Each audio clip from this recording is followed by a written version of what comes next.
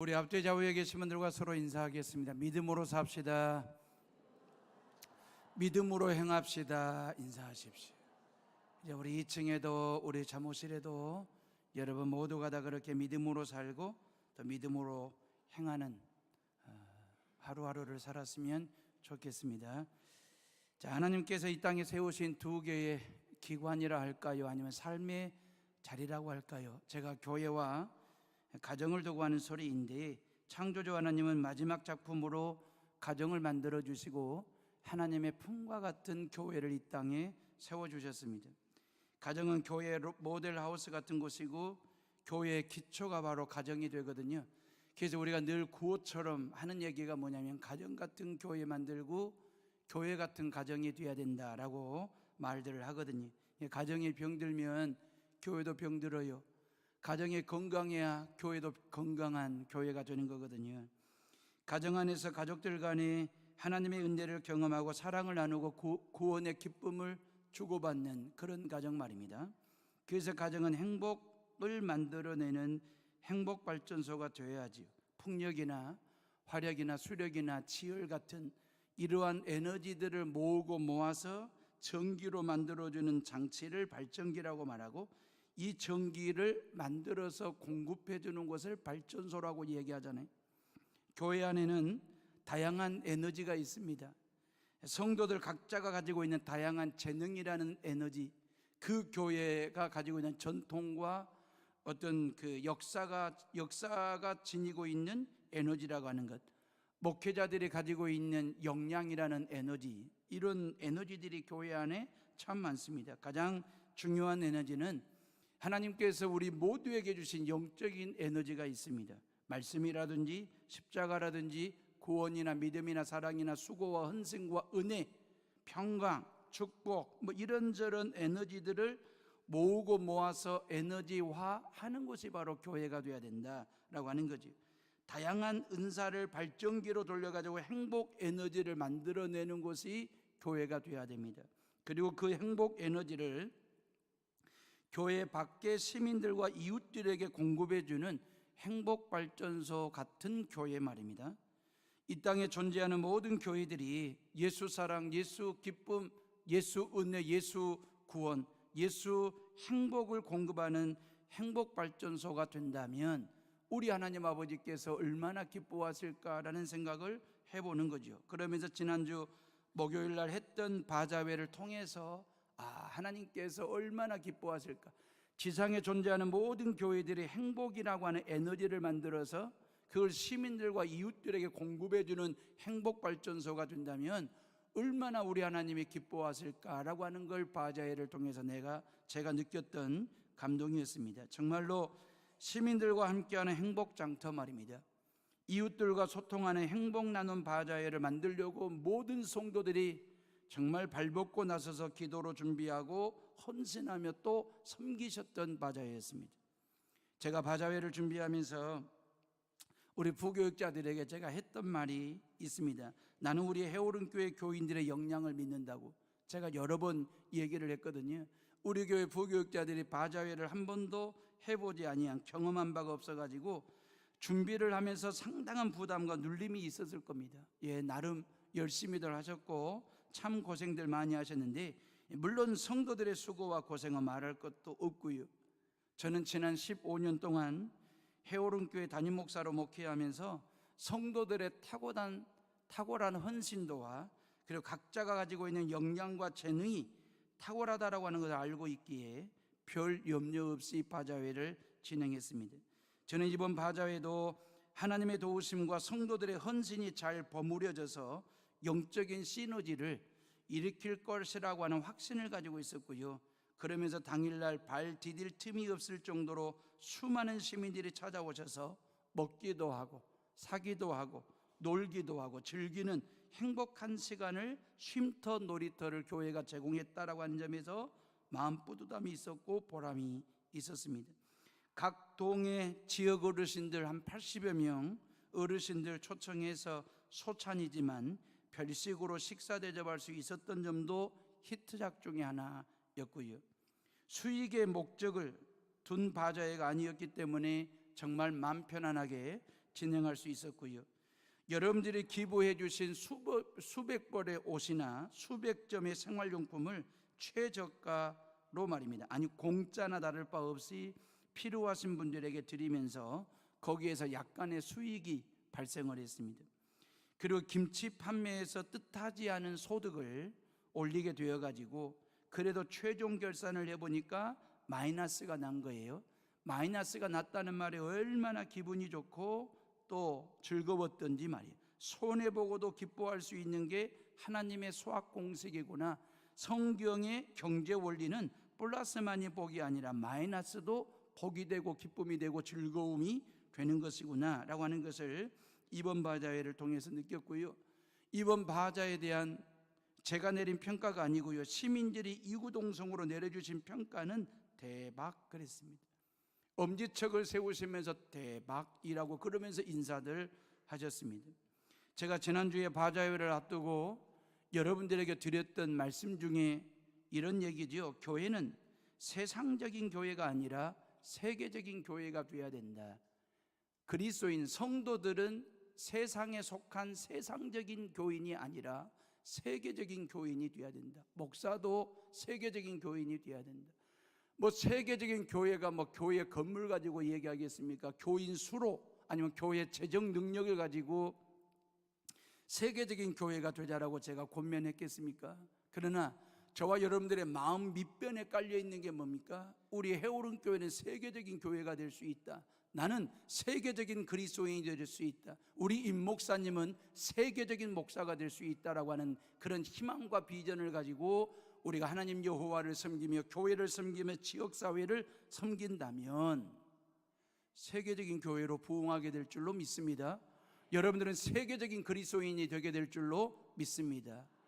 세상적인 속한 그리스도인이 아니고 세상적인 교회가 아니라 세계적인 교회로 말입니다. 오늘은 어린이날이면서도 어린이 주일입니다. 저는 운전면허증을 군 제대하고 땄거든요. 그게 1991년 5월 면허입니다. 그때 면허증을 딴 이후로 특별히 큰 사고 없이 지난 28년 동안 무사고 운전을 했습니다. 저는 운전면허증 말고 또 하나의 면허증이 있습니다. 부모 면허증입니다. 1994년 10월 4일 날 큰아들 창조가 태어나면서 부모 면허증을 취득했습니다. 26년 차 부모 면허증을 가지고 아이들을 키우고 있습니다. 부모 면허증을 따가지고 자식들을 키워보니까 이건 영락없이 애들 키우는 것이 차 운전하는 것과 비슷하더라고요. 차 운전하듯이 운전해야 되겠다라는 생각, 지금도 그 생각을 가지고 있습니다. 애들은 부모들이 운전하는 대로 달리기도 하고 부모들이 운전하는 대로 크기도 큰다라고 하는 것을 지난 26년 부모로 살면서 느끼는 깨달음입니다. 자동차를 안전하게 운전하듯이 반듯하게 운전하듯이 그렇게 아이들, 자녀들, 애들을 반듯하게 바르게 교육하는 것이 부모에게 필요하겠다라고 하는 생각 말입니다. 무면허 운전하면 큰일 나죠. 무면허 운전하다가 큰 사고 내는 경우도, 그래서 무면허 운전은 단속이라도 하고 법적으로 제재를 가할 수 있잖아요. 그래서 무면허 운전은 가능한 한 안 하는 거잖아요. 문제는 무면허 부모입니다. 부모이긴 한데 부모답지 않은, 어른이긴 한데 어른답지 않은 그 말이에요. 영락없이 부모인데 무면허인 듯한 부모들이 우리 주변에 의외로 많더라라고 하는 것입니다. 이런 무면허 부모들에 의해서 이 땅의 어린이들이 얼마나 상처를 받고 얼마나 많은 폭력을 시달리고 살해를 당하는지, 죽음을 맞이하는지 말입니다.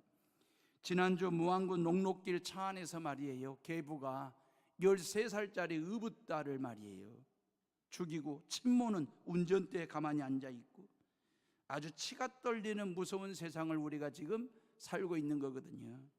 어린이 그랬습니다.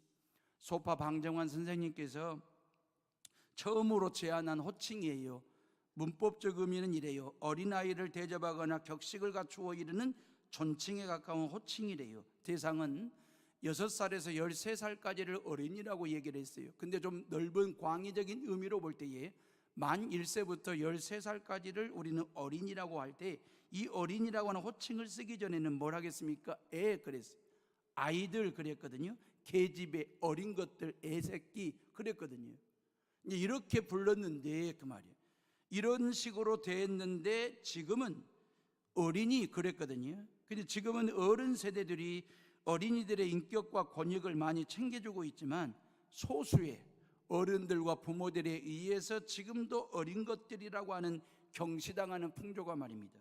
내가 낳은 자식임에도 불구하고 어린 것들 물건 취급하듯이 그렇게 함부로 대하고 무시하고 심지어는 죽이기까지 하는 세태를 보면서 어떻게 하면 어린이들을 바르게 반듯하게 키울 수 있을까?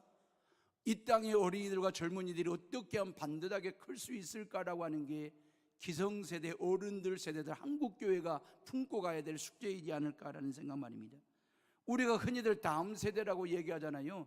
다음 세대라고 하는 말은 다음 시대를 이끌을 사람들이라는 말이잖아요. 대한민국의 다음 시대를 맡길 사람들이라고 하는 뜻에서 다음 세대 얘기하잖아요.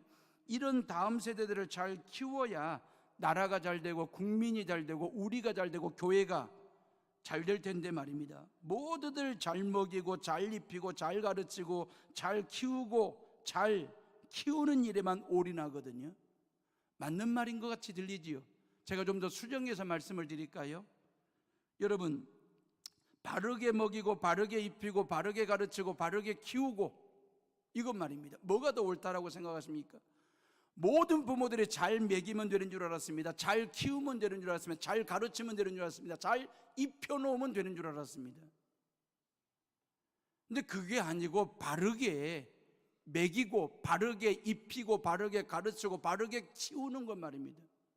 이게 부모에게 주어진 사명이지 않을까요? 잘 먹이는 것보다도 바르게 먹이는 것 말입니다. 잘 가르치는 것보다도 바르게 가르치는 것, 이게 우리 부모에게 주어진 과제 말입니다. 이런 관점에서 예수님의 어린 시절 이야기를 통해서 이 어린이 주일에 하나님이 우리에게 주신 메시지가 뭔지 깨닫는 시간이 되었으면 좋겠고요. 예수님의 부모 요셉과 마리아는 예수님을 바르게 키웠고요. 예수님도 바르게 컸습니다. 이 누가복음을 기록한 사람이 누가거든요. 누가의 직업은 의사였습니다. 의사이다 보니까 예수님의 어린 시절에 대한 에피소드를 이렇게 40절과 52절에 두 구절로 기록을 해놨는데 이런 거잖아요. 아기가 자라며 강하여지고 지혜가 충만하며 하나님의 은혜가 그의 위에 있더라 그랬어요. 사람과 하나님에게 사랑을 받더라 그리 되어 있잖아요. 자, 그러면 어린이 예수님이 어떻게 성장했는지 살피면서 은혜를 나누고자 합니다. 40절에 아기가 자라며 강하여지고 그랬잖아요. 52절에 예수의 키가 자라가며 그랬어요.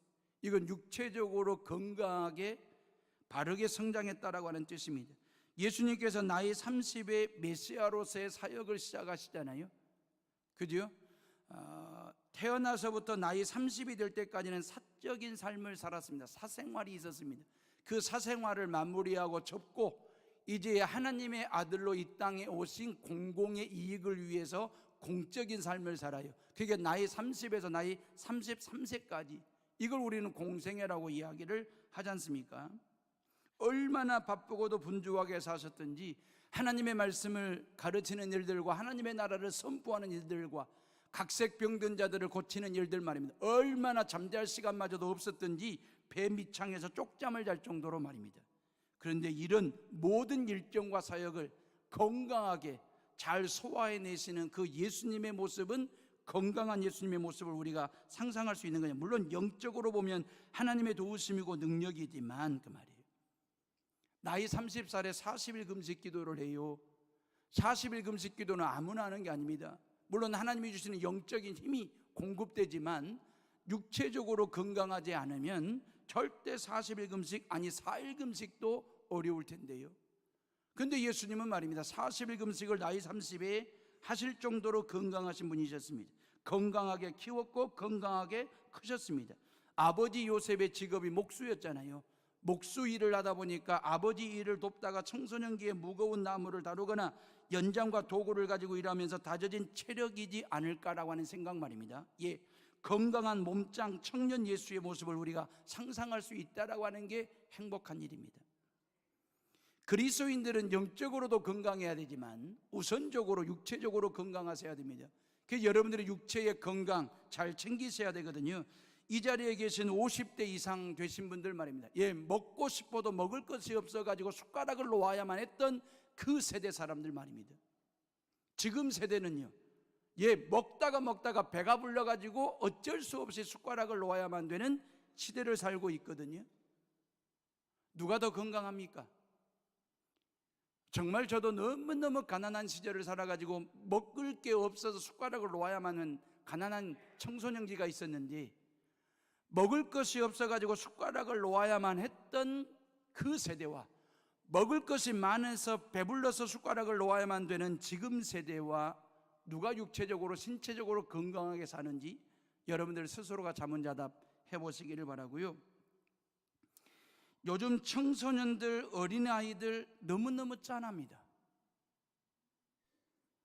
먹을 것이 너무너무 많은데 숟가락을 빨리 놓아야 됩니다. 왜? 연필 잡아야 되거든, 볼펜을 잡아야 되거든요. 다시 말하면 숟가락과 젓가락을 들고 오랫동안 밥 먹을 시간도 없고 마음의 여유가 없습니다. 왜? 공부 때문에 말입니다. 그래서 먹을 것이 많이 있음에도 불구하고 숟가락과 젓가락을 빨리 놓고 볼펜과 연필을 잡아야만 되는 어린아이들의 모습, 짠하기 그지없잖아요. 요즘 젊은이들 전쟁 중이지 않습니까? 전쟁이라는 말을 붙일 때가 따로 있지. 어른들은 가혹하리만큼 입시에다가 전쟁이라는 말을 붙여가지고 입시 전쟁을 치르게 하고 있습니다. 취업 전쟁 중입니다. 자격증 취득 전쟁 중입니다. 요즘 젊은이들은 전쟁 치르느라고 연애도 못한다고 그래요. 짠하고 안타깝습니다. 입시나 취업이나 결혼에 눌려가지고 이게 정말 요즘 젊은 아이들이 제대로 발육이 되고 있는지 궁금할 정도로 말입니다. 예수님처럼 자라며 강하여지고 키가 자랄 틈이 없습니다.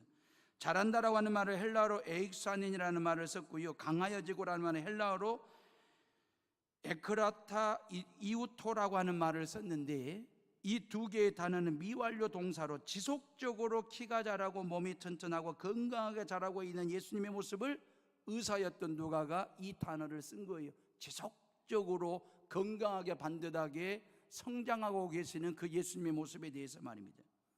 예수님처럼 이 땅의 모든 어린이들과 젊은이들이 키가 자라고 몸이 건강하게 튼튼하게 자랄 수 있기를 주님의 이름으로 축원합니다. 자, 그렇다면 젊은이들이, 어린이들이 육체적으로만 건강하게 성장하면 될까요? 아닙니다. 정신적으로도 바르게 커야 되거든요. 40절에 지혜가 충만하여 그랬어요. 52절에 지혜가 자라가며 그랬거든요. 인간이 인간보다도 훨씬 크고 힘이 센 동물을 잡기도 하고 무겁고도 강한 기계를 다룰 수 있는 것은 지혜 때문입니다. 짐승보다, 동물보다 인간이 힘이 셀 리가 없습니다. 덩치가 크기를 합니까? 그럼에도 불구하고 모든 기계를 다스릴 수 있고 모든 동물을 잡을 수 있는 이유는 인간에게만 있는 지혜가 있기 때문에 그렇습니다. 육체의 건강도 중요하지만 정신적으로 지혜롭게 바르게 크는 것 말입니다. 그래서 솔로몬 왕이 하나님께 구할 때 수를 구하지도 않고 부를 구하지도 않고 하나님 내게 지혜를 주십시오라고 구했던 것 기억나시지요? 유대인들은 6살이 되면 회당에 가서 성경을 가르치고 배웁니다. 12살이 되면 성인으로 성년식을 해줍니다. 그래가지고 본격적으로 성경을 배우기 시작해요. 예수님도 예외는 아니었을 겁니다. 나사렛이라고 하는 동네는 깡촌입니다. 아주 시골촌입니다. 그 깡촌에 사셨지만 총명하신 예수님은 12살 때 말입니다, 예루살렘에 올라갔다가 날고 긴다는 율법학자들과 성경을 토론할 정도로 성경 실력이 탁월했던 예수였습니다. 누가복음 2장 47절에 보면 예수님의 성경 실력에 대해서 듣는 자가 다 그 지혜와 대답을 놀랍게 여기더라 그랬어요. 예수님이 12살에 부모님 따라 예루살렘 성전에 올라갔다가 그 성전에 있는 바리새인들과 사두개인들과 이 율법학자들과 질의도 하고 응답도 하면서 토론하는 그 예수님의 문제에 대한 질문과 응답에 대한 토론 방식을 보고 율법학자들이 놀랍게 여기더라 그랬잖아요. 이 놀랍게 여기더라고 하는 말에 헬라어로 엑시탄토라고 하는데 이건 기절할 정도로 그 말이에요. 예수님의 성경 지식이 얼마나 탁월했든지 그 성경 지식의 깊이가 깊었던지 율법학자들이 기절할 정도로 그 말이에요. 엑시탄토할 정도로 말이에요. 여러분, 예수님은 신체적으로도 건강하게 자랐지만 정신적으로 탁월한 지혜를 가진 청소년으로 성장하신 거예요. 예수님께서 인간의 몸을 입고 지금 청소년의 어떤 시기를 보내고 있잖아요. 원래 그분은 하나님이시니까, 그죠? 빌립보서 2장 6절로 7절에 그는 근본 하나님의 본체시나 하나님과 동등됨을 취할 것으로 여기지 아니하시고 오직 자기를 비워 종의 형체를 가지사 사람들과 같이 되셨다 그랬어요. 이 어린이 예수님이든 소년 예수님이든 청년 예수님이든 예수님 안에는 하나님께 속한 모든 신령한 지혜와 보화가 감추어져 있기 때문에 율법학자들이 기절할 정도의 지혜로움이 예수님에게 본래 있었던 건 사실이지요. 지혜는 두 가지가 있습니다. 하나는 선천적으로 하나님께서 주신 이해력이나 추리력이나 통찰력이나 분별력을 통해서 결단할 수 있는 결단력 같은 것을 지혜라고 말하고, 또 하나는 세상을 살아가면서 말입니다. 부모나 스승이나 자신의 경험을 통해서 배우고 체득함으로 얻어지는 지식이나 정보, 그리고 삶의 경륜을 통해서 얻어지는 지혜 말입니다. 이 두 가지거든요. 하나님으로부터 주어지는 지혜, 내가 이 땅에 살면서 내 스스로 터득한 이 지혜, 이 두 가지를 가지고 살아가는 거거든요. 이 두 가지 지혜가 어린 아이들에게만 필요하겠습니까? 부모님들에게도 필요한 거거든요. 우리 대통령에게도 이 두 가지 지혜는 필요한 것이거든요. 우리 대통령에게 트럼프나 김정은이나 시진핑을 기절시킬 정도의 지혜가 있어서 이 한반도 문제를 잘 이끌어갈 수 있도록 리더십을 발휘하는 지도자가 될 수 있도록 여러분들의 하나님의 지혜가 청와대에, 하나님의 지혜가 대통령에게 부어지고 채워질 수 있도록 여러분들이 기도해 드리는 성도들 되시기를 주님의 이름으로 부탁을 드립니다. 여러분의 목사인 저나 우리 김광일, 김현배 부목사님과 임지수 전사님에게 성경에 대해서만큼은 엑시스탄토한 할 지혜가 넘치게 해달라고 여러분들이 기도해 주시길 바라고요. 교회 학교 모든 교사들과 아이들을 키우는 모든 부모들에게 성경 지식이 기절할 정도로 많이 부어지고 채워지는 그런 은혜가 있기를 주님의 이름으로 축원합니다. 여러분, 12살짜리 청소년 예수에게 율법학자들이 기절할 정도로 탁월한 질문과 답변과 토론을 할 정도의 성경 지식을 가지고 있었다라고 하는 점이 놀랍잖아요. 예수님이 어떤 영재 교육을 받았습니까? 아니면 예수님이 성경 과외를 받기를 하셨습니까? 아니거든요. 기본적으로 하나님의 아들이시기 때문에 다른 사람에 비해서 남다른 성경 지식은 가지고 있었겠죠. 그러나 우리와 똑같은 인성을 가지고 계신 예수님이라고 한다면 우리보다도 훨씬 더 열악한 어려운 환경 속에서도 어린 예수가 육체적으로 건강하게 정신적으로는 지혜롭게 잘 큰 것으로 보았을 때 요셉과 마리아 부모의 헌신적인 양육과 수고도 우리가 인정해 줘야 되지 않겠느냐라고 하는 것입니다. 우리 11절 말씀 봐보실래요? 41절이요. 누가복음 2장 41절 우리 다 같이 한번 읽어봅니다. 시작. 그의 부모가 해마다 6월절이 되면 예루살렘으로 가더니 그랬어요. 그의 부모가 그 말이에요. 요셉과 마리아가 해마다 6월절이 되면 예수를 데리고 예루살렘으로 가더니 이 말이잖아요. 이 한 구절 말씀이 예수님께서 부모로부터 어떤 교육을 받으면서 자라셨는지를 알려주는 성경 구절이에요. 그 부모가 그 말입니다. 예수님의 가정은 부모가 함께 자녀 교육에 힘쓴 가정이었다라고 하는 말이죠. 요셉과 마리아는 한 마음으로 자녀들을 신앙 교육했다라고 하는 얘기죠. 자녀들은 학교나 학원에만 맡길 일이 아니지요. 엄마 아빠가 같이 공부하는 것 말입니다. 최초의 교사는 부모입니다. 최초의 학교는 가정이기 때문에 그렇습니다. 애들한테 공부해라, 공부해라 명령이나 다그침이 아니라 공부하자, 권면하듯이 동참하듯이 그렇게 말씀하셔야 됩니다. 애들한테는 공부하라고 다그쳐 놓고 부모는 열렬사제나 그녀의 사생활 이런 드라마를 보고 계시면 엇박자가 나는 거잖아요. 어린 한석봉이 어머니 품이 얼마나 그리웠던지 하던 공부를 그만두고 돌아왔어요. 그 마음을 어머니가 모를 리가 없지요. 얼마나 엄마 품이 그리웠으면 하던 글 공부를 멈추고 집으로 돌아왔을까. 그럼에도 불구하고 어머니는 불을 꺼라. 석봉이한테는 글을 쓰게 하고 당신은 떡을 썰잖아요. 어머니 마음이야. 적당히 떡 썰어가지고 석봉이 아들 녀석 품에 안고 하룻밤 재우고 보내고 싶은 마음이 왜 그 어미에게 없었겠습니까? 그럼에도 불구하고 꼭 참고 떡을 더 잘 썹니다. 그리고 그날 저녁에 석봉이를 다시 돌려보냅니다. 철저한, 어찌 보면 독하다 할 정도의 가정교육이잖아요. 결국 석봉이는 불세출의 명필가가 됩니다. 요 얘기를 제가 좀 언어의 유의로 좀 체력적으로 딸리는 피곤한 어머니 같았으면 이럴 겁니다. 어머니, 제가 돌아왔습니다. 석봉아, 불을 끄거라. 어머니, 제가 글을 써 보일까요? 글은 무슨, 피곤하니까 어서 자자. 그랬을 겁니다. 겁이 많은 어머니는 어머니, 제가 돌아왔습니다. 석봉아, 나는 떡을 썰 테니 너는 글을 쓰도록 해라. 어머니, 불을 끌까요? 야 이놈아, 손 베면 네가 책임질래? 그랬을 겁니다. 사오정 어머니는 어머니, 제가 돌아왔습니다. 아, 기봉아, 불을 끄거라. 어머니, 저는 기봉이가 아니라 석봉입니다. 기봉이는 해오른교에 있습니다. 아, 그렇지.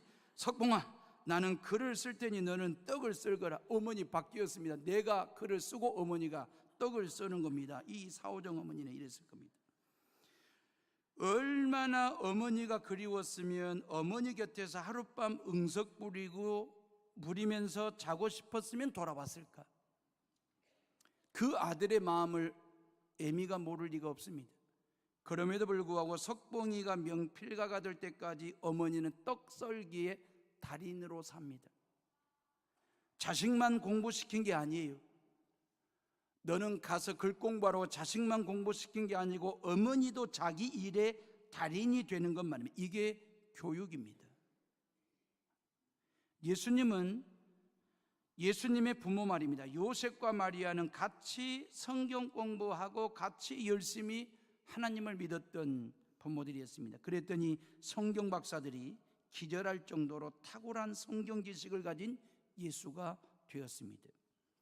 그 부모가 해마다 그랬잖아요. 41절에 해마다, 이 말은 반복 교육이다 그 말이에요. 교육은요, 반복 또 반복 또 반복하는 겁니다. 우리 다혜가 지금 초등학교에서 산수를 하는데 더하기 빼기를 하거든요. 더하기 빼기를 얼마나 반복하고 또 반복하니 부모 입장에서 볼 때는 지겨울 정도로 진절머리가 날 정도인데, 이 아이는 빼기 더하기를 반복 또 반복해서 공부를 하고 있습니다.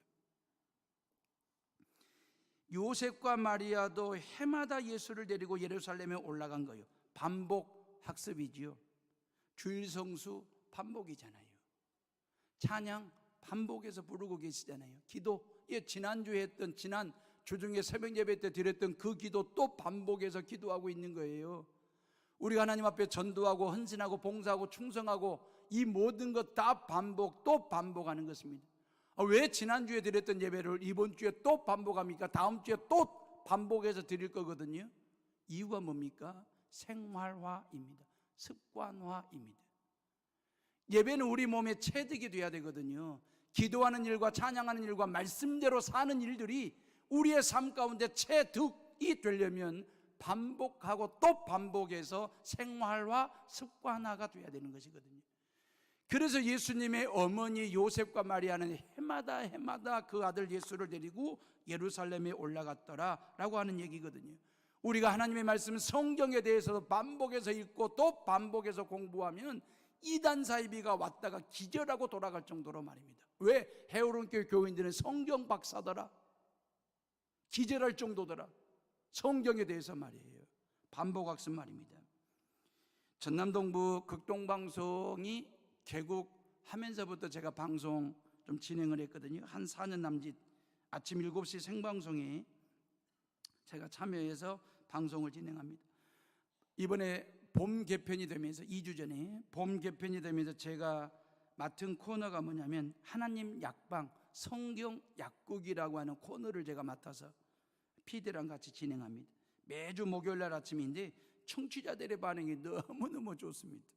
성도들의 고민이나 성도들의 아픔을 구약과 신약, 여기서 약을 말씀을 골라가지고 처방전을 써주는 그런 코너입니다.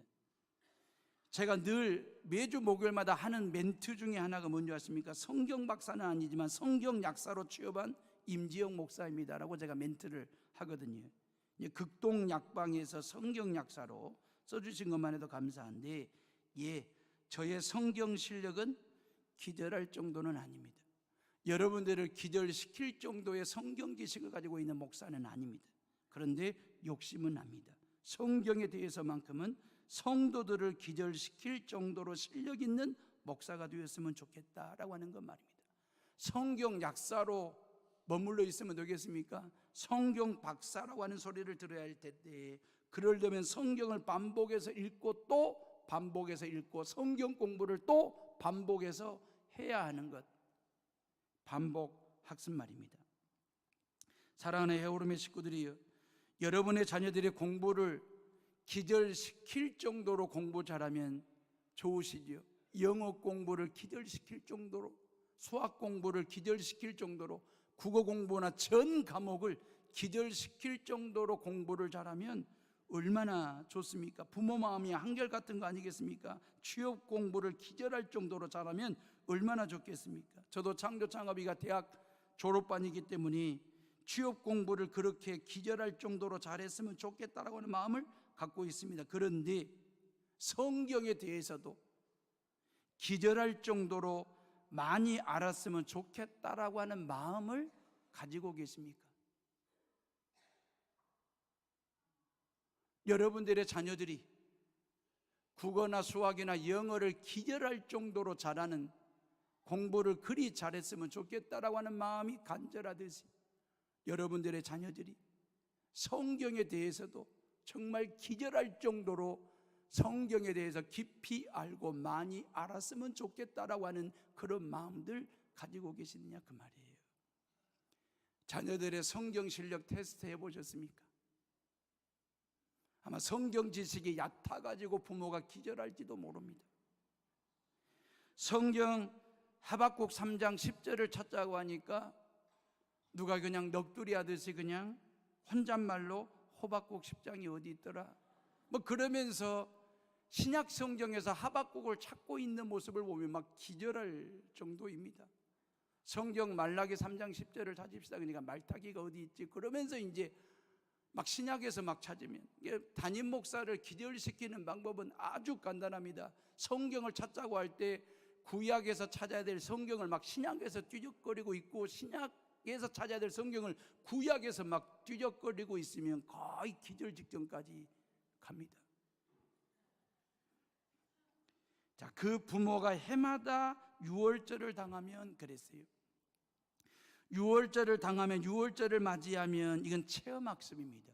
해마다 반복학습입니다. 맞이하면 이건 체험학습입니다. 교육이라고 하는 것은 체험이거든요. 체험이 곧 교육이 되는 거거든요. 그러면서 그 부모가 해마다 유월절을 당하면 예루살렘으로 가더니 그랬어요. 예루살렘으로 갔다 그 말은 교회 중심의 교육을 했다라고 하는 것입니다. 이게 예수님이 어린 시절, 청소년 시절을 육신의 부모였던 요셉과 마리아를 통해서 배운 교육입니다. 부모가 동참했습니다. 반복학습이었습니다. 체험학습이었습니다. 철저하게 교회 중심의 학습이었습니다. 많은 가정들마다 스타일이 있지요. 어떤 가정은 아빠 중심으로, 어떤 가정은 엄마 중심으로 가정이 굴러가는, 어떤 가정은 자녀들을 중심으로 해서 이렇게 분위기가 만들어져가는, 어떤 가정들은 일 중심, 아니면 어떤 가정은 취미를 중심으로 해서 가족애를 다져가는 가정들도 있습니다. 어떤 가정들은 애완견이 중심이 돼가지고 그렇게 가정을, 분위기를 만들어가는 가정들도 있는데, 이스라엘 백성들은요 출애굽을 해가지고 광야 40년 광야 학교를 통해서 신앙 훈련을 받잖아요. 그리고 가나안 땅에 들어가잖아요. 이 광야 학교에서 신앙 훈련을 받을 때에 하나님의 법궤, 하나님의 임재를 상징하는 법궤를 중심으로 해서 12개 지파가 동서남북으로 포진해서 진을 쳤습니다. 텐트를 쳤습니다. 이게 광야 생활입니다. 근데 모든 텐트의 출입문은 어디 쪽을 향하도록? 법궤를 향하도록 텐트를 쳤습니다. 청교도들 말입니다. 대서양을 넘어 저 신교력에 와가지고 말입니다, 그들은 죽음의 고비를 넘어 청교도들이 도착해서 가장 먼저 미국 땅에 지은 것이 교회 예배당이었습니다. 그 다음에 두 번째 학교를 지었습니다. 세 번째 집 하우스를 지었습니다. 근데 예배당을 동네 센터의 가장 중심지에 예배당, 교회당, 예배당을 짓고 모든 집들을 짓는 데 있어서의 조건이 있었습니다. 모든 창문을 어디 쪽으로? 성전, 교회, 예배당 쪽으로 창문을 내게 되어 있었습니다. 채광과 통풍과는 상관없이. 청교도들은 그랬습니다. 그리고 모든 출입문이 어디로 향하게끔? 예배당으로 향하게끔. 그리고 동네마다 길을 낼 때 반드시 예배당을 거쳐서 길을 갈 수 있도록. 그게 청교도들의 신앙, 예배당 중심의 신앙 말입니다. 사랑하는 헤어로미 식구들이여, 교회 중심의 가정을 꾸리시기를 주님의 이름으로 축원합니다. 예수님의 어린 시절 청소년기를 거치면서 철저하게 부모가 헌신하는 교육, 반복 교육, 체험 학습, 그리고 교회 중심의 교육을 받으셨다가 이제 메시아로서의 공생애를 예수님이 시작하시게 되는 것입니다. 자, 결론입니다.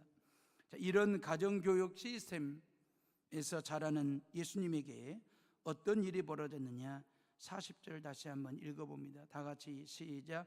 아기가 자라며 강하여지고 지혜가 충만하며 하나님의 은혜가 그 위에 있더라 그랬어요. 아기가 자라며 강하여지고 지혜가 충만하며 하나님의 은혜가 그의 위에 있더라 그랬거든요. 여러분들 아들들 이름 하나 넣어서 한번 읽어보실래요? 아기가에다가 아들 이름 넣어가지고 우리 다 같이 한번 읽어봅니다. 시작. 창업이가 자라며 강하여지고 지혜가 충만하며 하나님의 은혜가 창업이 위에 있더라 그랬어요. 딸들이 서운하잖아요. 딸들 이름 하나 넣어가지고 다시 한번 읽어봅니다. 시작. 다혜가 자라며 강하여지고 지혜가 충만하며 하나님의 은혜가 다혜 위에 있더라. 아멘. 자, 육체적으로 건강하게 반듯하게 키우는 것 부모의 사명입니다. 정신적으로 지혜롭게 자라는 것 부모와 본인의 책임입니다. 하나님이 해주실 일이 있습니다. 그건 뭐냐면 영적으로 그 말이에요. 하나님의 은혜를 덧입혀 주시는 일들을 하십니다. 52절에 있는 말씀 보니까 하나님과 사람에게 사랑을 받더라 그랬잖아요. 하나님과 사람들로부터 사랑받는 자식이 되도록, 사랑받는 어린이가 되도록 우리 하나님께서 책임져 주신대요. 언제? 육체적으로 바르게 건강하게 컸을 때, 정신적으로 지혜롭게 반듯하게 잘 컸을 때, 그리고 하나님 여호와를 믿었을 때에 그 말이에요. 여러분들이 여러분들의 자녀들을 위해서 하나님 앞에 기도할 때마다, 여러분들이 모든 손주들을 위하여 하나님 앞에 기도할 때마다 하나님 우리 후손들이 육체적으로도 건강하게 잘 자랄 수 있도록 그 기도도 빼먹으면 안 되고요, 모든 자녀들 손주들이 정신적으로 지혜롭게 잘 자랄 수 있도록 그 기도 반드시 꼭 하셔야 되고, 또 하나 빼먹으면 안 될 것, 하나님 우리 자녀들에게, 우리 자자손손들에게 하나님의 은혜를 부어주시옵소서. 하나님의 은혜를 덧입혀 주시옵소서. 모든 사람들과 하나님으로부터 사랑받는 아들, 딸, 며느리, 사위, 손주들 되게 해달라고 하나님 앞에 끊임없이 기도하고 또 기도하는 성도들 되시기를 주님의 이름으로 축원합니다. 아무리 육체적으로 건강하게 자라고 지식적으로 정신적으로 지혜롭게 자랐다 할지라도 하나님의 은혜를 덧입지 않으면, 하나님과 사람들로부터 사랑받지를 아니하면 그 말이에요. 부모이긴 한데 무면허일 수도 있고요, 자식이긴 한데 자식 면허증 없이 살아갈 수 있는 자녀들도 얼마든지 있을 수 있습니다. 저와 여러분 모두가 다 여러분들의 자자손손들이 영적으로나 육적으로나 정신적으로 바르게 반듯하게 올곧게 하모니를 이루며 균형 잡힌 삶을 통해서 하나님께 영광 올려드리며 모든 하나님과 사람들에게 칭찬받고 사랑받는 은혜를 덧입는 성도들, 자자손손들 다 되시기를 주님의 이름으로 축원합니다. 기도하겠습니다.